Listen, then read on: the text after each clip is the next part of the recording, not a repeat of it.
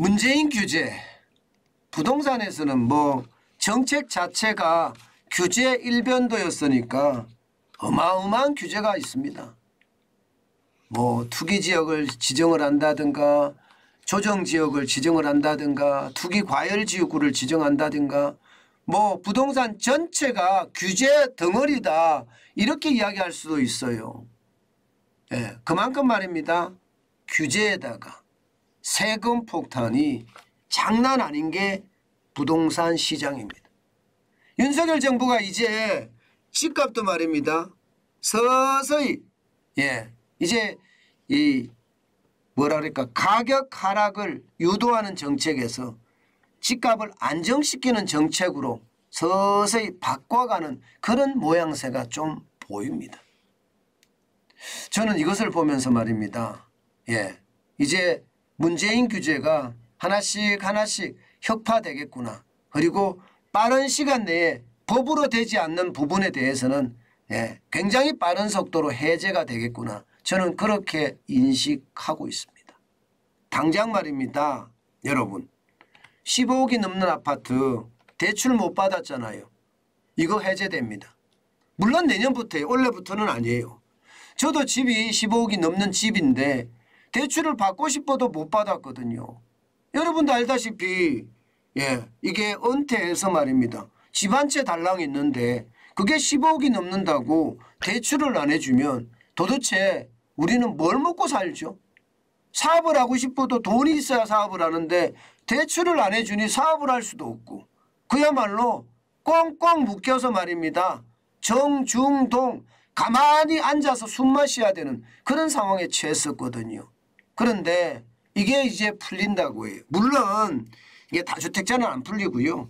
1주택자에 한해서만 풀린다고 하는데 그것도 내년이라서 뭐 2달 좀 더 남았으니까 버티면 되겠다 그런 생각은 있지만 어쨌든 말입니다. 풀어준다니까 얼마나 다행인지 솔직히 저는 모르겠어요. 풀어준다고 하니까. 사실 자영업자로서 여러분 대출을 받으려고 하면 못 받습니다. 아마 여러분들도 많이 느끼실 거예요. 현금이 있는 분들은 대출을 받지 않겠지만 저 같은 경우는 이제 사무실도 운영을 해야 되고 아이들도 아직도 가르쳐야 되고 그러다 보니까 일시적으로 자금 경색이 일어날 수밖에 없거든요. 그러려고 그러면 이게 여유자금이 있어야 되는데 여유자금이 사실 그렇게 있을 수가 없잖아요. 그래서 대출을 받아보려고 했습니다마는 진짜 어렵더라고요. 안 받아지더라고요. 담보가 있으면 이게 대출을 해주는 게 일반적이어야 되잖아요. 그런데 담보가 있어도 15억이 넘는 아파트는 대출을 안 된다. 이렇게 이야기했습니다만 이제는 이게 대출이 된다 하니까 솔직히 조금은 안심이 됩니다. 이게 어제 비상경제 민생회의 생중계로 80분 동안 진행이 됐죠. 그 방송에서 이 내용이 나왔습니다. 실제로 말입니다. 민생회의를 개최하면서 생방송으로 됐는데 뭔가 규제에 대한 부분을 많이 풀어주는 모양새입니다.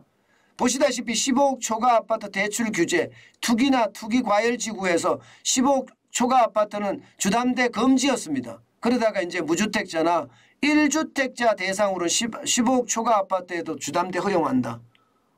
다행이다. 이런 생각이 들고요. LTV 규제도 말입니다. 규제 지역에서 이제 20에서 50% 규제 지역을 하고 비규제 지역에서 70% 했지만 규제 지역에서는 50%로 단일화한다. 그러면 주택담보대출이나 이 담보대출을 이제 50%까지 한다는 거예요. LTV를 이제 50%까지 올리니까. 뭔가 정부의 정책이 바뀐 느낌 좀 받죠. 그죠? 좀 바뀐 느낌. 이게 원희룡 국토교통부 장관이 국회에서 답변할 때 그런 답변을 했었어요. 아니 50% 100% 올랐는데 3% 5% 떨어졌다고 이게 경착륙이냐 이런 표현을 썼는데 사실 오늘 정책을 쭉 보면 말입니다. 정부도 경착륙으로 읽고 있는 듯 보이죠. 맞습니다. 정부가 규제 해제 대출 규제 해제를 한다는 것은 경착륙으로 보고 있다는 뜻이에요. 그렇기 때문에 시장은요 이제 가격을 이게 떨어뜨리자 이런 정책에서 말입니다. 뭔가 시장 안정정책으로 가져가는 것 아닌가 그런 생각이 들거든요. 만약에 LTV 50%를 완화를 하면요 대출을 더 많이 받을 수가 있거든요.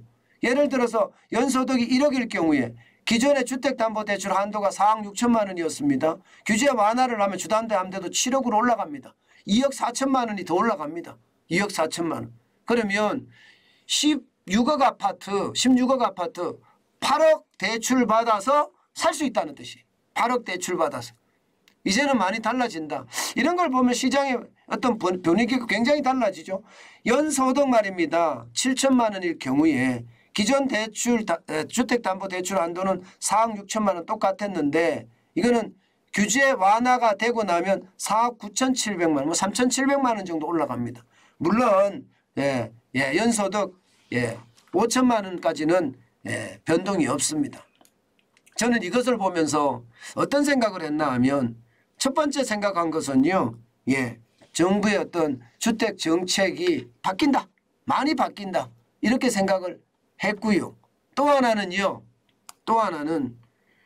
뭐 부자들을 위한 대출 규제 해제라는 표현이 나오더라고요. 또 여기저기서 저는 이런 표현을 쓴다는 그 사람 얼굴을 좀 보고 싶어요. 얼굴을. 이게 왜 부자들을 위해서 대출 규제를 하는 겁니까? 집 한 채 달랑 있는 게 이게 부자입니까? 여러분 진짜 부자는요 따로 있습니다. 서울에서 진짜 열심히 살면 평생을 열심히 살면 집 한 채 마련하는 게 이게 시골 촌놈이 서울 와서 성공하는 거예요. 그런데 이거를 부자라고 해서 때려잡는다고 이야기하면 또 여기에 부자 이데올로기를 집어넣는 거예요. 저는 그렇게 대한민국을 부자다 아니다. 시장경제를 중요시 여기는 나라에서 부자다 아니다를 가지고 자꾸 갈라치기를 한다는 것 참 안타깝습니다. 문재인 정부의 전형물이 이 갈라치기였는데 요즘 그런 것들이 많이 나온다는 게 진짜 안타깝다. 그런 말씀 저는 드리고 싶고요. 실제 말입니다. 시장은 분명히 뭔가 극심하게 변해간다 이런 느낌이 듭니다. 여러분 보세요. 2019년부터 2021년까지입니다. 주택 매매를 보면 굉장히 그래도 4천대 4천대에 왔다 갔다 합니다. 안팎으로.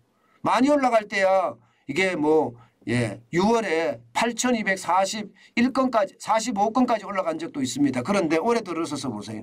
올해 들어서서 완전 거래 절벽이죠. 그러니까 주택 정책의 어떤 변화를 지금 예고하는 거다. 이렇게 저는 읽고 있습니다. 그만큼 시장의 변화가 심화된다. 그렇게 생각을 하는 거고요. 특히 말입니다. 가격이 억대시 뚝뚝 떨어지잖아요. 뭐 강남이고 강북이고 상관없이 지금 많이 떨어져요. 이 강동구에 있는 강동구 상일동에 있는 고덕 롯데캐슬입니다. 이것도 보면 14억 1천만까지 갔다가 지금 9억 5천만까지 떨어졌습니다. 굉장히 많이 떨어졌죠. 노원구 중계동도 마찬가지입니다. 15억 2천만 원까지 갔다가 11억 7천만 원까지 떨어졌고요. 도봉구에 있는 창동이죠. 주공 19단지도 마찬가지입니다. 9억 9천만 원까지 갔다가 6억 6천만 원까지 떨어졌습니다. 흑석동에 있는 아크로 리버하임도 마찬가지입니다. 25억 4천만 원까지 갔다가 18억 5천만 원까지 떨어지고 있으니까 주택 정책의 전환이 지금 실제로 일어나고 있다. 이렇게 이야기할 수가 있고요. 또 시장 자체가 계속 떨어지는 모양새입니다. 지금 떨어지는 모양새가 보면 서울 같은 경우 0.28 10월 넷째 주에 떨어졌다고 말씀을 드렸잖아요. 그런데 이게 역대 최대 낙폭입니다. 0.28 자체가. 그만큼 말입니다. 시장의 어떤 분위기가 많이 폭락, 경착륙의 모양새를 나타내니까 정부도 이제 주택 정책에 대해서 가격을 떨어뜨리자가 아니라 가격을 안정시키다. 쉽게 말하면 경착륙의 모양새를 연착륙으로 바꾸겠다. 뭐 이렇게 되고 있는 것은 아닌가. 저는 그렇게 지금 생각을 해봅니다. 저는 이게 맞는 것 같아요. 정부가 이미 경착륙이라고 인지를 하고요. 여기에 대한 연착륙을 미리 지금 들어가야지 시장에 대한 어떤 폭락을 막고요. 또 부동산 시장의 폭락이 이루어지면 말입니다. 이게 결국 전 산업에 영향을 미치고요. 자칫 잘못하면 경제 전반에 영향을 미칠 수도 있거든요. 그래서 사전에 미리 대응을 하는 것 저는 바람직하다고 생각을 합니다. 이게 뭐 자꾸 부자 논리. 저는 이 좌파들의 프로파간다 좀 없었으면 좋겠어요. 여러분 제가 말씀드렸잖아요. 중국은 공장 하나 1조 공장을 만드는데요. 그 기업이 10% 1,000억만 있으면요. 정부가 다 대줍니다. 공장 짓는 거 전부 1조짜리 공장을요. 예, 거기다가 뭐 전기료 공짜, 물값 공짜, 여기다가 땅값 공짜 이렇게 막 다 대준단 말입니다. 미국도 마찬가지예요. 미국도. 그런데 무슨 대한민국까지 이 조그만 땅덩어리에서 맨날 이데올로기를 가지고 싸우고 부자가 어떻고 가난한 사람이 어떻고 제발 이런 약자 코스프레 좀 그만했으면 좋겠고요. 이데올로기를 자꾸 우리 경제에 집어넣지 않았으면 좋겠습니다. 부자가 존경받아야죠. 부자가 존경받아야지 한국에서 돈 씁니다. 부자가 존경받지 않잖아요. 그러면 돈 벌어서 외국 가서 다 써요. 이게 뭐 우파만 돈 버는 사람이 많습니까? 좌파는 많지 않습니까? 모두가 외국 가서 돈 쓰는 그런 기현상이 일어나죠. 그러면 우리나라에 돈을 써야지 소비가 늘어나서 우리 경제가 좋아지는데 그렇지 못하게 된다는 거. 이것은 어쩌면 더 충격 아니겠습니까? 저는 이런 충격 안 만들어내는 게 좋다고 생각합니다. 제발 갈라치기 그만하고요. 여기에 프로파간다 좀 덜 집어넣었으면 좋겠어요. 좀 덜 집어넣었으면 좋겠다. 덜 집어넣는 게 아니라 아예 안 집어넣었으면 좋겠습니다. 저는 이 프로파간다가 나오는 만큼 말입니다. 적극적으로 제가 대응을 하겠습니다. 이게 아니다. 진실은 이거다. 이렇게 말입니다.